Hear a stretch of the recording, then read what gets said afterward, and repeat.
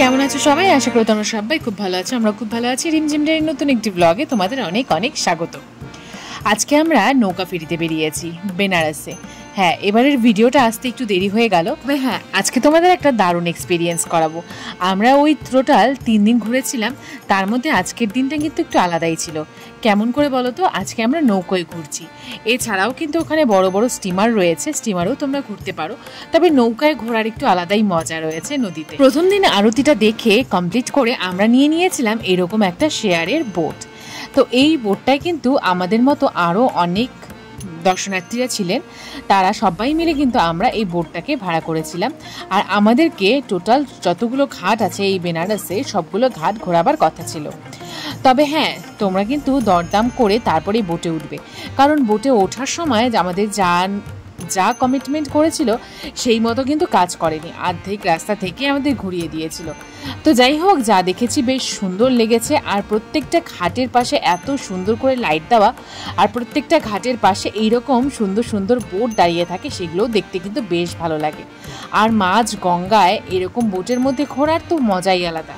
তো চলো, তোমাদেরকে আজকে সবগুলো ঘাটই মোটামুটি ঘোরাবো। তো এই দেখো যে সামনে বোটটা দেখছো, এইরকমই একটা বোট আমরা ভাড়া করেছিলাম। আর আমাদের ভাড়া পড়েছিল ওই মাথা পিছু 1 থেকে 150 টাকা মতো। এটা কিন্তু যথেষ্ট বার্গেনিং করে তারপরে, ওরা কিন্তু অনেক দাম চেয়ে থাকে, এক একজনের মাথা পিছু 300, 400, 500 চেয়ে থাকে। তবে হ্যাঁ, সেটা তোমার ওপর, তুমি বার্গেনিং করে তারপরে একটা অ্যাডজাস্টেবল রেটে আসবে। যেমন এই বোটেই যারা যারা আমরা ছিলাম সবার থেকে কিন্তু সমান চার্জ করেনি, এক একজনের থেকে এক এক রকম চার্জ করেছে। সেটাই তোমাদেরকে বলে রাখলাম, তোমরা যখন বেনারস ঘুরতে যাবে চেষ্টা করবে যতটা বার্গেনিং করা যায়, তারপরে বার্গেনিং করে তারপরে বোটে উঠবে। আর বোট থেকে ভুলেও কিন্তু আরতি দেখতে যেও না, কারণ বোট থেকে আরতি তেমন একটা ভালো লাগে না। আমরা বোট থেকেও বসে আরতি দেখেছি, ঘাটে বসে আরতি কিন্তু ভিউটা সব থেকে বেস্ট। তো এখানে প্রত্যেকটা ঘাটের কিন্তু আলাদা আলাদা সৌন্দর্য। আর এই ঘাটে গঙ্গার ধারে এইরকম শ্মশানের দৃশ্য কিন্তু এই বেনারসে কমন বলতে পারো, যে কয়েকটা ঘাট অন্তরই কিন্তু এইরকম দৃশ্য তোমরা দেখতে পারবে। এদের মধ্যে সব থেকে বিখ্যাত যে ঘাটটা সেটা হলো মণিকর্ণিকা ঘাট। একদম সামনে দেখতে পাচ্ছ কতগুলো জ্বলন্ত চিতা, এগুলো কিন্তু দেখলে মনে হবে না জানি কতগুলো হাজারো প্রদীপ জ্বালিয়ে রেখেছে। না, এগুলো প্রত্যেকটাই চিতা। আর এই মণিকর্ণিকা ঘাটে একসঙ্গে এইরকম অজস্র চিতা জ্বলে থাকে। আর সত্যি কথা বলতে বন্ধুরা, এই মণিকর্ণিকার ঘাটের পাশ দিয়ে যখন আমরা যাচ্ছিলাম, এই চিতার যে গরম তাপ সেটাও কিন্তু আমাদের শরীরে এসে লাগছিল। আমরা যথেষ্ট পরিমাণে অনুভব করতে পারছিলাম এই চিতার তাপ, যেটা আমি জীবনে আগে কখনো অনুভব করিনি, ইভেন দেখিও নি। তবে এই মণিকর্ণিকা ঘাটের সামনে এসে এই দৃশ্য দেখতে কিন্তু বিন্দু মাত্র ভয় হয় না, অন্যরকমই একটা সাহস চলে আসে তখন। আর এই ঘাটের পাশে এই জ্বলন্ত চিতা দেখে তখন জীবনের আসল অস্তিত্বকে সামনে থেকে দর্শন করার একটা সৌভাগ্য হয়েছে। তো এই ঘাটে সারা দিন, সকাল, সন্ধ্যা, রাত্রি কোনো সময় এই ঘাটের চিতা কখনোই ফাঁকা যায় না। যাই হোক, সেসব নিয়ে আরেকদিন আসবো অন্য একটা ভিডিওতে। আর সামনে দেখতে পাচ্ছ ললিতা ঘাট, এটা হলো বেনারসের মেন ঘাটই বলতে পারো। এই ঘাটটাকে খুব সুন্দর করে সাজানো হয়েছে। আর এই ঘাটের নাম আমাদের দেশের প্রধানমন্ত্রী নরেন্দ্র মোদীর যিনি মা রয়েছেন, সেই মায়ের নামের অনুকরণে এই ঘাটটির নাম রাখা হয়েছে ললিতা ঘাট। তিনি নিজে এসে এই ঘাটটি উদ্বোধন করেছিলেন। আজ আমরা এই ঘাটেই নামবো। তোমরা চাইলে তোমাদের বোটের যিনি মালিক তাকে বলে রাখতে পারো। অনেকটা দূর হেঁটে আসতে হয় আমাদের যে দশাশ্বমেধ ঘাট রয়েছে সেখান থেকে এই ললিতা ঘাট দিয়ে আসলে বেশি একটা দূর হয় না। তবে হ্যাঁ, তোমরা যদি বোটে ওঠো, তোমাদের বোটের মালিককে বলে দেবে যে আমরা ললিতা ঘাটে নামবো, তোমাদের কিন্তু ললিতা ঘাটেই তিনি নামিয়ে দেবেন। আর ললিতা ঘাটের ওপর থেকে এইরকম ভিউটা লাগে, খুব সুন্দর করে সাজানো হয়েছে এই পুরো ঘাটটাকে। আর এই দিক দিয়ে সেদিন সন্ধেবেলায় আমরা মন্দিরে প্রথম প্রবেশ করেছিলাম, আর পুজো তো নেক্সট ডে দিয়েছিলাম। এখান থেকে পুরো ঘাটটা, পুরো গঙ্গাটা বেশ সুন্দর লাগে দেখতে। আর প্রচুর দর্শনার্থীরা প্রত্যেক দিন এখানে এই মন্দির দর্শনে এসে থাকে। সন্ধেবেলাও কিন্তু এখানে পূজার ব্যবস্থা রয়েছে। সন্ধেবেলাও যদি তোমরা চাও তাহলে এই মন্দিরে পুজো দিতে পারো। তবে আমরা পুজোটা রেখেছিলাম পরের দিন সকালবেলার জন্য। তো আমরা এই সন্ধেবেলা এসেছিলাম মন্দিরটাকে বেশ সুন্দর করে একটু ঘুরে নেব। আর দেখো একদম মন্দিরের গেটের ওপরেই রয়েছে কিন্তু এইরকম সুন্দর সুন্দর কতগুলো বসার জায়গা করা রয়েছে। এখান থেকে ঘাটটা দেখতে কিন্তু বেশ সুন্দর লাগে আর পুরো গঙ্গাটা দেখতে দারুণ লাগে। গঙ্গার হাওয়া এসে চারিপাশটা যেন আরও শীতল করে দেয়। আর এই মন্দিরের পুরো করিডোরটাকে বেশ সুন্দর করে সাজানো হয়েছে নানান ধরনের কাজের মাধ্যমে। এখানে দেখো একটা 3D আলোকচিত্র রয়েছে।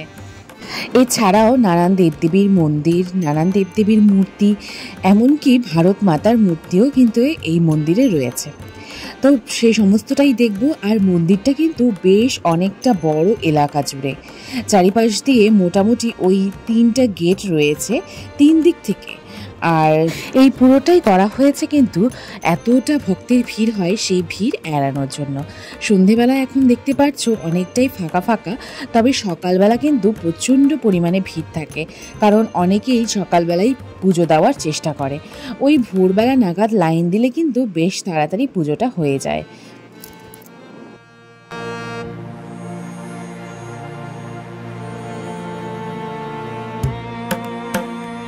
এখন সামনে যে রাস্তাটা তোমরা দেখতে পাচ্ছ এটা হলো মন্দিরে যাওয়ার রাস্তা।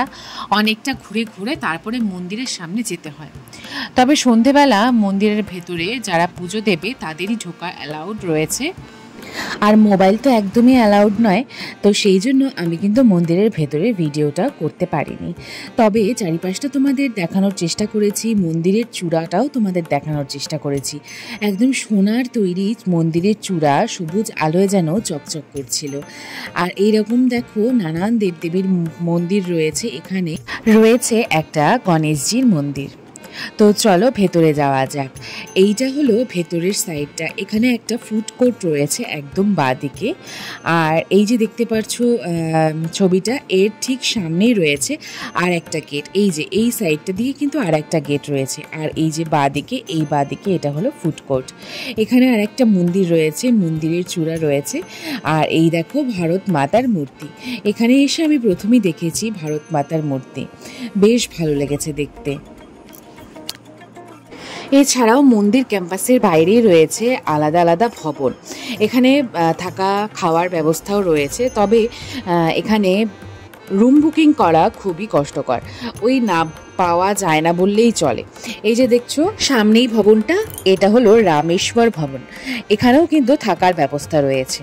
আর একদম সামনে দিয়ে দেখো মন্দিরের গেট রয়েছে। আর এখানে কিন্তু চারিপাশে বিভিন্ন পাথরের কাজ দেখা যায়, পুরনো দিনের কাজ এগুলো কিন্তু পাথর কেটে কেটেই তৈরি করা রয়েছে। একদম সামনে দিয়ে যে গেটটা দেখতে পাচ্ছ এটাই কিন্তু মন্দিরের ভেতরে যাওয়ার গেট।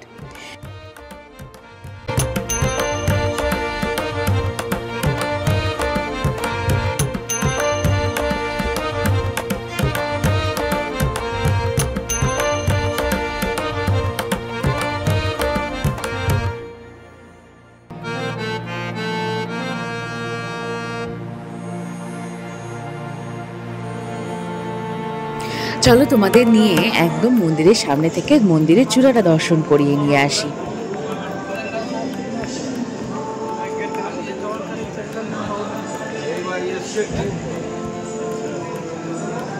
सर टेम्पल इधर से है।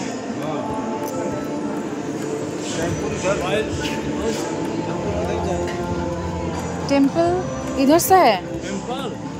मोबाइल जमा करके आइए। मोबाइल नहीं जा सकता उधर से, तो बोले मोबाइल जैसा। अंदर नहीं जाना, अंदर नहीं जाना। हाँ अंदर नहीं जाना।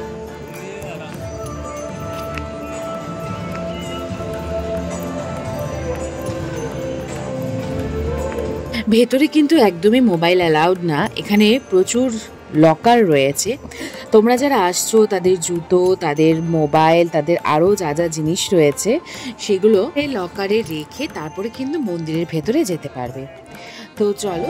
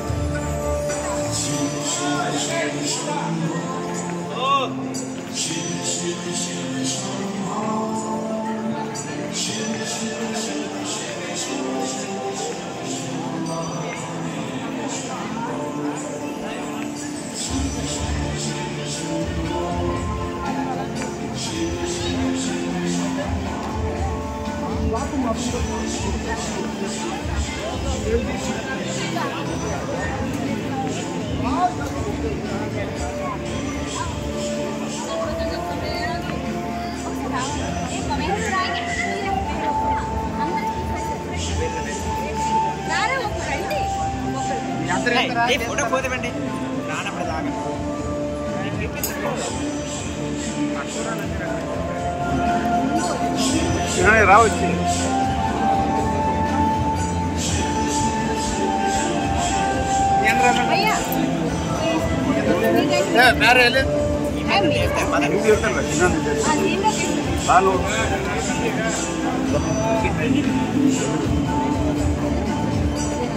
জয় বাবা কাশী বিশ্বনাথ এই বলে আজকের ভিডিও এখানে শেষ করছি। আমার ভিডিওর মাধ্যমে তোমাদের কাশী বিশ্বনাথ বাবার মন্দিরের চূড়া দর্শন করাতে পেরেছি, এটাই আমার কাছে অনেক। ভিডিও ভালো লাগলে অবশ্যই লাইক কমেন্ট সাবস্ক্রাইব করো, পাশে থাকা বেল আইকনটা প্রেস করে দিও যাতে তোমাদের কাছে নতুন নতুন ভিডিও নোটিফিকেশন পৌঁছে যায়। টাটা বন্ধুরা, সবাই ভালো থেকো।